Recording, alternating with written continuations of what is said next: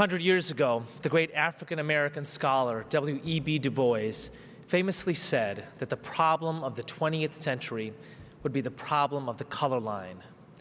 Look through the history of the century, from the race riots in Chicago to the race riots in Johannesburg, from Hind Swaraj to the struggle in South Africa, from Stokely Carmichael and George Wallace to the racists of today. And we see that Du Bois's problem became reality. And today, as we watch the evening news and read the morning newspapers, where are the lines today? What animates the anger and hatred of humankind in this century?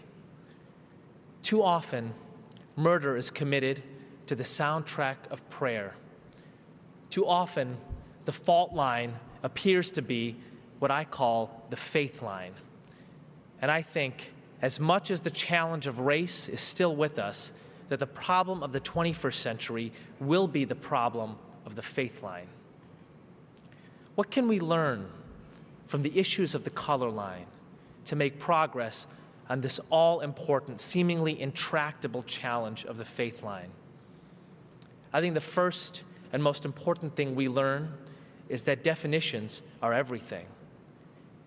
Because if we believed Stokely Carmichael and George Wallace's definition, the apartheid government's definition of the color line, that it separated black from white or yellow from red, it would be just as treacherous today as it was 100 years ago.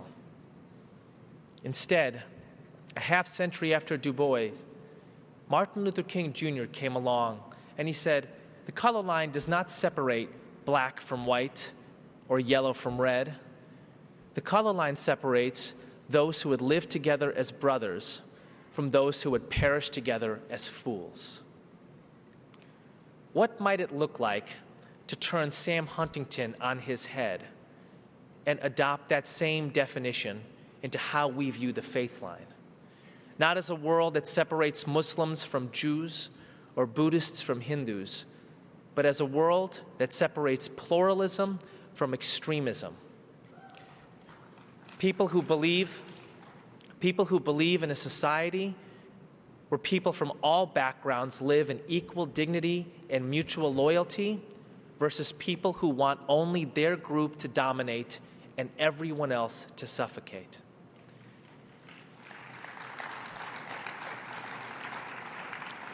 There are Muslims who believe in pluralism.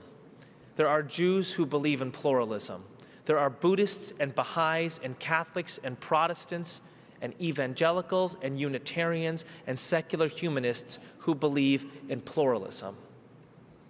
And when people say to me, tell me, Eboo, about those Muslims who stepped on planes on September 11th, 2001 and killed people in New York and Washington, D.C., I say to them, you mean those extremists who stepped on planes?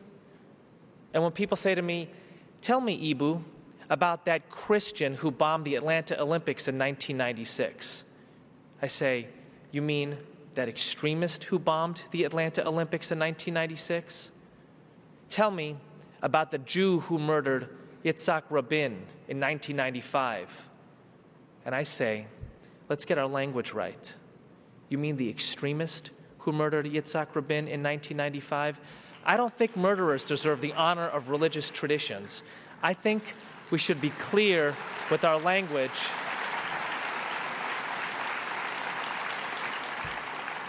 The extremists of all traditions belong to one tradition, the tradition of extremism. They are the enemies of us all, whether they pray in Arabic or Sanskrit or English or Hebrew. If you seek to destroy pluralism, if you seek to destroy a world in which people from different backgrounds live in equal dignity and mutual loyalty, you are dangerous to life itself.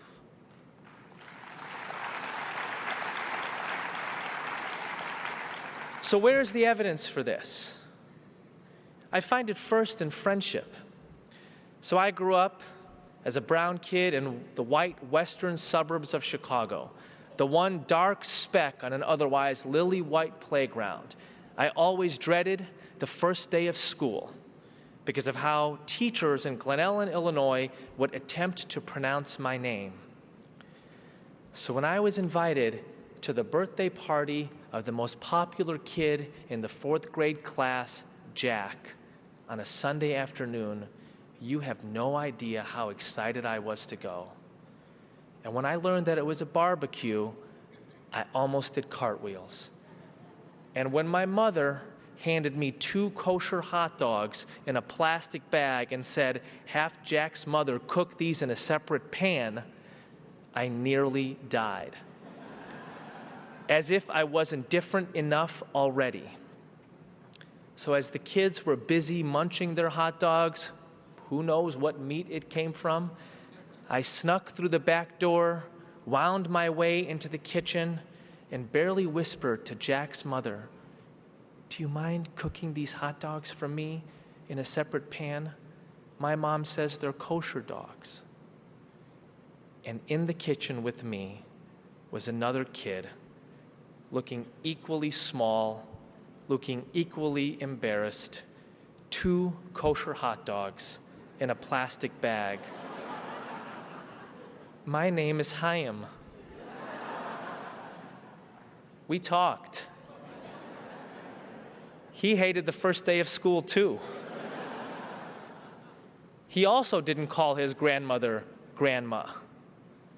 He called her Bubby. I'm like, I call mine Nanima. You mean you can't even say that name in public in the town that we live in without getting laughed at. So your parents make you read extra books at night also, beyond homework? You go to prayers on Friday as well?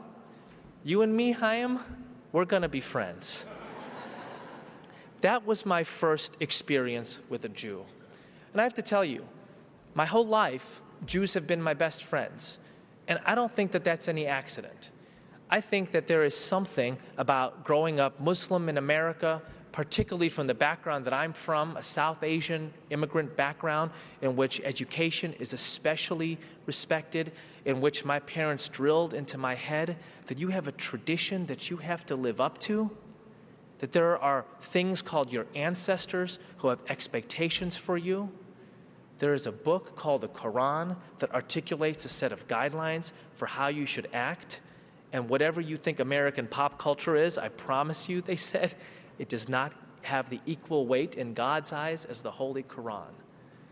Well, Chaim and Ariel and Ayala and my friend Kevin, they came from the same value base. And I would wager that the people sitting in this room have had the same experience.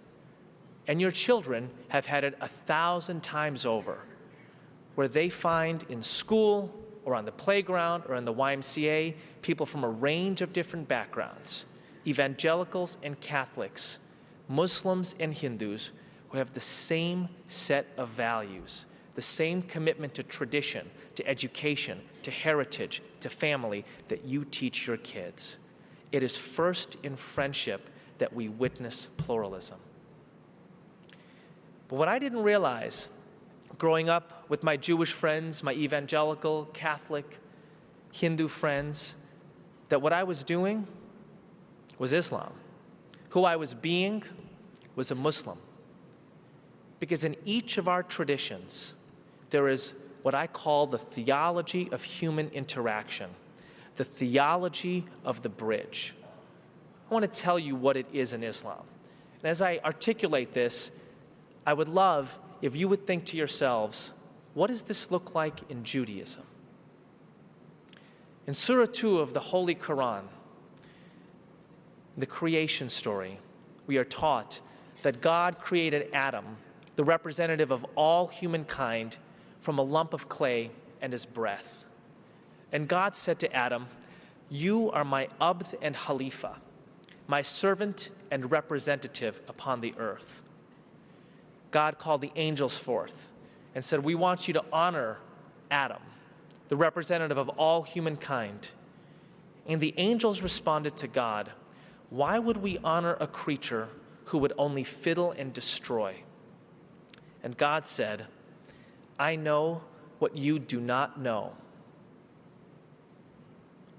What great goodness did God give us with his breath, that the angels could not perceive, that we too have such a difficult time in seeing.